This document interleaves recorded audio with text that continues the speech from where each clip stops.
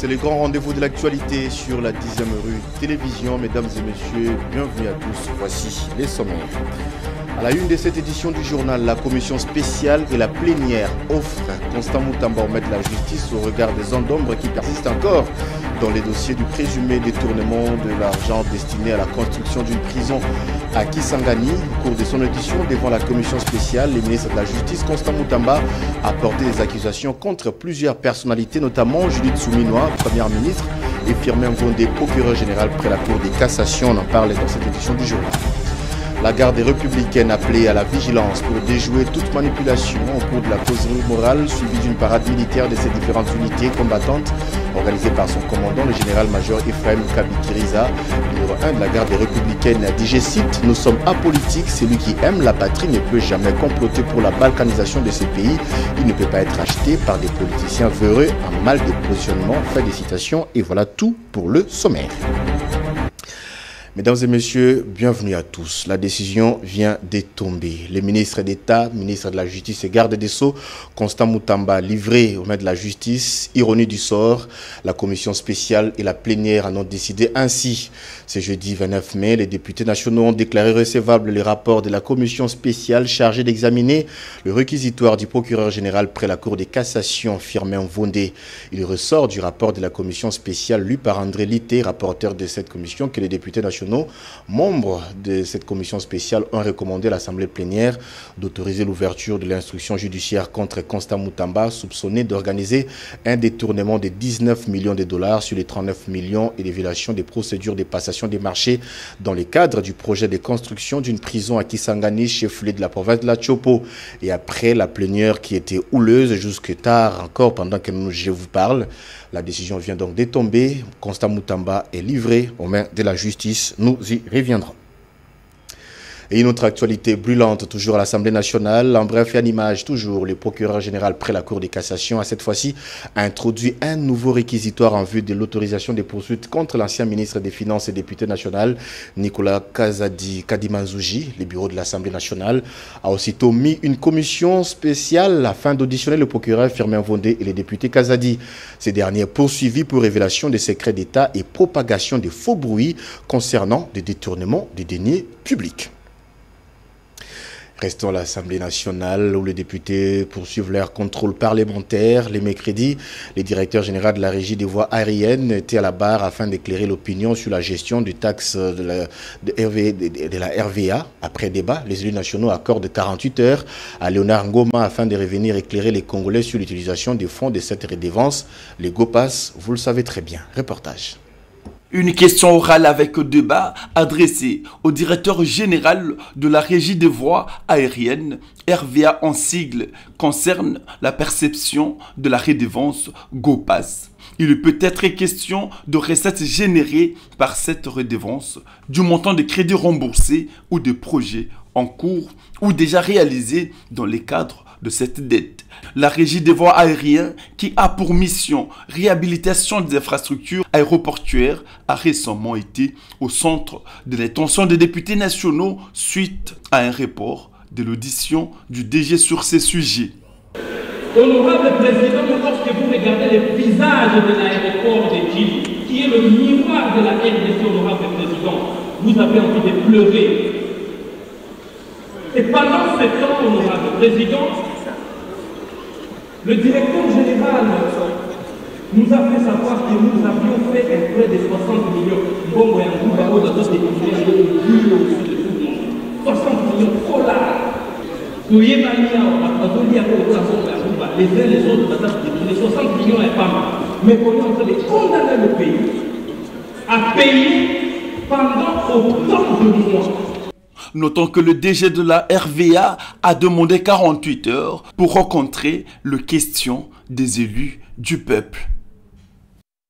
Et toujours dans ce chapitre des contrôles parlementaires, cette fois-ci, la Chambre haute du Parlement, le Sénat a accordé 48 heures au directeur général de la Caisse nationale des péréquations, Coco Jacques Moulongo, pour revenir rencontrer les préoccupations soulevées sur sa gestion par les élus des élus. Notons que c'était lors de la séance plénière du mercredi, tenue dans la salle des conférences internationales du Palais du Peuple, présidée par Jean-Michel Samaloukonde, président du Sénat. Un reportage de Jésus Chocha et Jean-Claude Kabambi.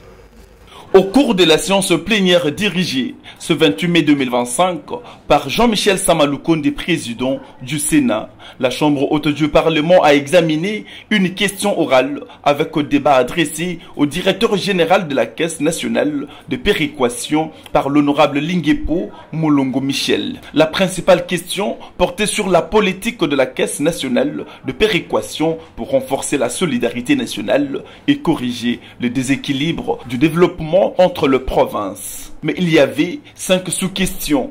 Au total, 6 questions ont été posées par l'honorable Linguepo. Le DG de la Caisse nationale de péréquation a éclairé la lanterne des sénateurs sur la situation générale de la Caisse ainsi que sur les difficultés rencontrées. À l'issue des débats, Coco Jacques Moulongo a sollicité un délai de 48 heures pour avoir le temps de répondre aux questions et préoccupations soulevées par les honorables sénateurs. Délai qui lui a été accordé. Il faut noter aussi que la séance plénière de ce jour a été ponctuée sur la présentation de la délégation des députés du Parlement européen aux honorables sénateurs par le speaker de la Chambre haute du Parlement, signalant que cette délégation avait à sa tête la députée Hilde Voetmans. Au sortir de cette plénière, quelques sénateurs ont réagi en rapport avec la matière. On est en train de créer de plus en plus de projets, en disant toujours qu'on ne peut pas donner 10% à la caisse de péréquation. C'est une contradiction.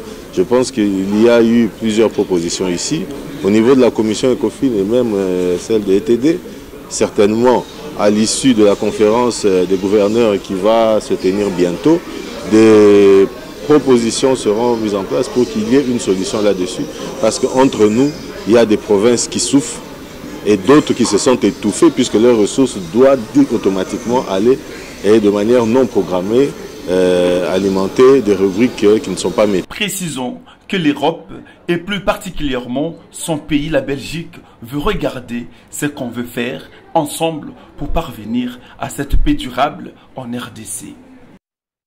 Et toujours dans l'actualité, au cours du dernier briefing presse, le ministre du Commerce extérieur, Julien Paluku, a évoqué en détail les travaux que fournit son ministère afin de rendre compétitifs les produits Made in Congo sur les marchés internationaux, de la modernisation de l'Office congolais des contrôles, passant par le suivi de la chaîne de valeur jusqu'à la certification des produits congolais.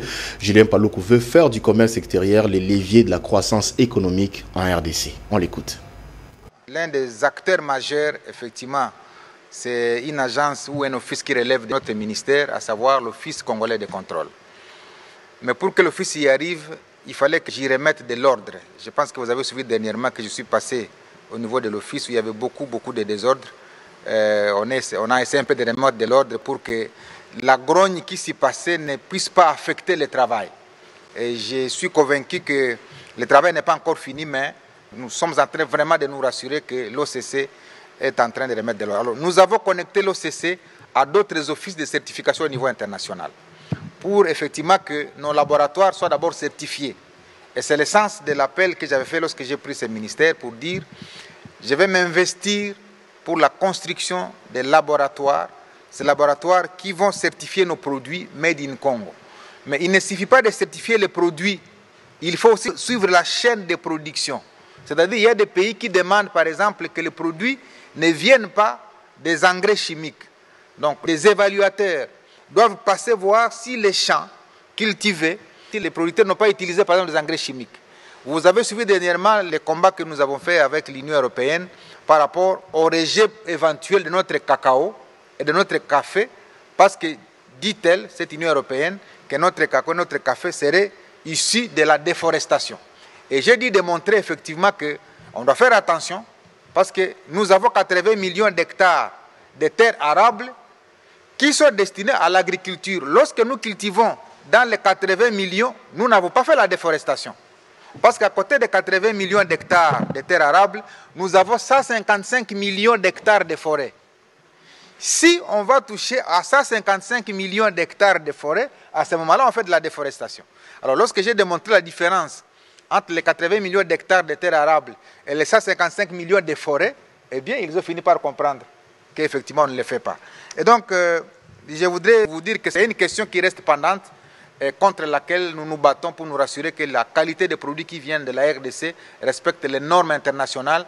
Et lorsque j'étais ministre de l'Industrie, j'avais fait adopter 2000 normes que la RDC n'avait pas encore adoptées pour permettre que les produits congolais respectent cette normalisation, parce qu'il y a un département de normalisation au niveau du ministère de l'Industrie. C'était le ministre Julien Paluku dans ses propos recueillis par Paul Senga. La situation des femmes violées, des enfants des camps ainsi que des déplacés internes à RDC était au menu d'une table ronde organisée ici à Kinshasa réunissant les cabinets du ministre des Affaires sociales et une délégation des députés européens venus apporter le soutien aux actions humanitaires pour une prise en charge continue des victimes de l'agression rwandaise. Cette délégation a également salué les efforts fournis par Nathalie Aziza Mounana dans ces secteurs. Diplomatie humanitaire activée par la ministre des Affaires sociales, Action humanitaire, Solidarité nationale, Nathalie Aziza Mounana, sur la situation humanitaire en République démocratique du Congo. Ce mercredi 28 mai 2021, une forte délégation des députés européens a été reçue par la ministre. Ensemble, ils sont passés en revue la situation des femmes violées, des enfants dans les camps des déplacés et des déplacés internes en République démocratique du Congo, et voir dans quelle mesure l'Union européenne pourra apporter son soutien aux actions humanitaires entreprises par Nathalie Aziza Mounana. Saisissant la balle au bon, la ministre Nathalie Aziza Mounana a mené son plaidoyer sur l'ouverture du couloir humanitaire dans les zones occupées par les rebelles, la prise en charge digne et une solution durable pour les déplacés internes, tout en présentant succinctement la situation humanitaire allant des inondations à Kinshasa, passant par les pluies diluviennes dans la capitale et dans d'autres provinces de décembre 2024 à mai 2025. Nous faisons appel à la solidarité de nos partenaires internationaux, en particulier vous, l'Union européenne. Votre contribution sera déterminante pour renforcer ces actions humanitaires. Elle permettra également d'améliorer l'accès aux soins médicaux, à l'eau potable, à la nourriture, ainsi qu'à l'éducation. Ensemble, faisons preuve de solidarité concrète afin de soulager la souffrance et de construire un avenir plus radieux pour le peuple congolais. Vive l'amitié entre l'Union européenne et la République démocratique du Congo. Je vous remercie. Tous ces efforts fournis par Nathalie Aziza Mounana dans les secteurs humanitaires sont salués par la chef de la délégation des députés du Parlement européen, Hilde Votmans. On est ici pour donner le soutien au ministre des Affaires sociales pour le boulot qu'elle fait. On aimerait vraiment qu'on puisse continuer à travailler ensemble parce qu'on est là à côté de vos peuples et de vos pays. Merci. La ministre des Affaires sociales, l'Action humanitaire, Solidarité nationale plaide pour que l'amitié Union européenne et la RDC fassent preuve de solidarité concrète afin de soulager la souffrance des peuples meurtris et de construire un avenir plus rassuré. Le parti politique de la plateforme de Fifi Masuka a été réuni à Kalemi autour de la ministre des Affaires sociales, Nathalie Aziza Mounana. Ensemble, ils ont abordé le fonctionnement de cette plateforme politique dans le Tanganyika avant de saluer l'excellent travail abattu par Fifi Masuka, numéro 1 de cette famille politique. Une occasion pour la patronne des affaires sociales de mobiliser ses camarades à soutenir les actions du président de la République. Profitant de son séjour dans la province de Tanganyika, la ministre des Affaires sociales, Action humanitaire, Solidarité nationale, Nathalie Aziza Mounana, au cadre du parti politique Front des indépendants pour la démocratie chrétienne FIDEC de Marie-Thérèse Fifi Masuka, a effectué une visite au siège du parti pour remercier les militants de l'accueil lui réservé à Kalemi. Elle a été reçue avec ferveur par la fédération provinciale du parti, chère à l'autorité morale, Marie-Thérèse Masuka. Nathalie Aziza Mounana, au cadre du parti FIDEC, a été accueillie par une foule de militants et cadres du parti venus manifester leur soutien. Plusieurs composantes de la plateforme Fifi Masuka, dont Alliance 24 EAN, étaient également mobilisées pour la circonstance. Prenant la parole devant les cadres du parti et militants, Nathalie Aziza Mounana a lancé un appel à la cohésion et à la mobilisation derrière Fifi Masuka Saini et le chef de l'État Félix Antoine Tshisekedi Tshilombo. Jambo batoto wa Tanganyika. Mama Marie-Thérèse Masuka Saini. Moi munamwita Fifi, mais mimi namwita Marie-Thérèse Masuka Saini. Mupokee na vikelekele. Tuko na president huyu.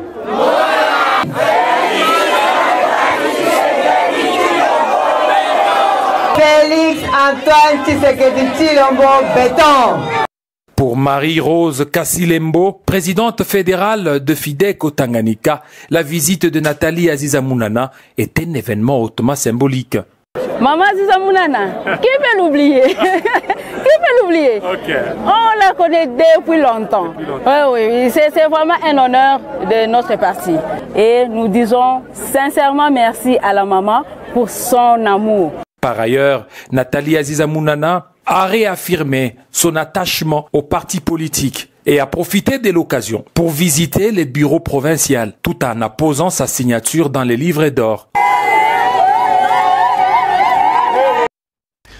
Je le disais au sommaire de cette édition du journal, le commandant de la garde républicaine, le général-major Ephraim Kabikiriza, a rappelé mercredi à ses troupes le caractère apolitique de l'armée tout en exhortant ses hommes en uniforme à déjouer toute tentative de manipulation orchestrée par l'ancien président Joseph Kabila, acteur de la destruction structurée de l'armée congolaise durant ses 18 ans de règne. Et dans une parade militaire, le mercredi 28 mai dernier, le général-major Ephraim Kabikiriza, commandant de la garde républicaine, n'a pas manché ses mots, allant jusqu'à faire une comparaison entre l'ancien président Joseph Kabila et l'actuel Félix Tshisekedi sur la gestion et la prise en charge des FRDC. Lelo, ba hôpitaux minene à la cité, bazali kosala ba transfert na bango ao, à lobby social. Basi na biso nde bazali ya koteka bandembi nyoso na cité ao. Bana na biso olia bakende kotanga il faut pasala bilanga po banoué les début du mois awa nani abosala eza même na député moko asalaka ironi na parlement alobi bateki ya bandembi bateki soki ya bitekuteku baza majoritairement basi ya basoda là il faisait allusion à Kanchachi lelo awa bomona bango lisu na nzela bolingi tolo bakomi kolata bakabelo voilà. Donc, contrairement chaque jour na bassin na mutu tina suki na bango na tirer les bungi et bote nyoso na bango ekei voilà bakoma na ba iPhone na kotuna bino pona kosilisa parce que noka lobi o akopesa bino biloko social avakende to akena kina nyongo na biso combien d'arriérés ya prime na biso constitutionnel hein? Combien de mois d'arriérés Bissot ont encaissé avant Kende?